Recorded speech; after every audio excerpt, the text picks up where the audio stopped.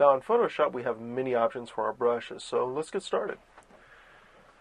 As you can see here, I've got a blank page already set up for us, and I have a red color selected here in the front of our swatch palette here. And I'm going to select our brush, which is right here, and it's already grayed out for you right here. And of course the shortcut is B, the shortcut key is B, and we like to use those shortcut keys because it increases our workflow. So what we're going to do is we're just going to take our brush and we're just going to brush it on like so, and that's pretty basic.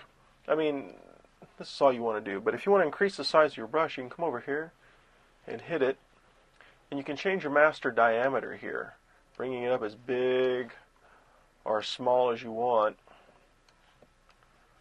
But if you're sitting around painting a portrait here in Photoshop, here, let's go ahead and clear this out. Oops, wrong button. There we go. Go ahead and clear it back out to white.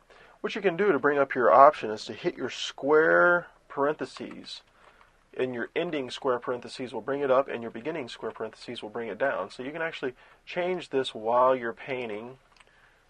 You know, just kind of, I'm just doodling here now. I don't really have a set pattern of what I'm going to do. Take it all the way down and get my thin lines down here. And that's just a quick, easy way to do this, and it's a nice shortcut, but it's always up here too if you want to change it. And also, again, if you want to change it, it's over here in your brushes palette. If your options are selected, you have your master diameter here that you can change as well. And of course, it will change everything on down the road. There you go, 40% here, 40% here, or 40 pixels, I mean. So those are just some options in changing your brush size. Play around with it, have fun, and enjoy.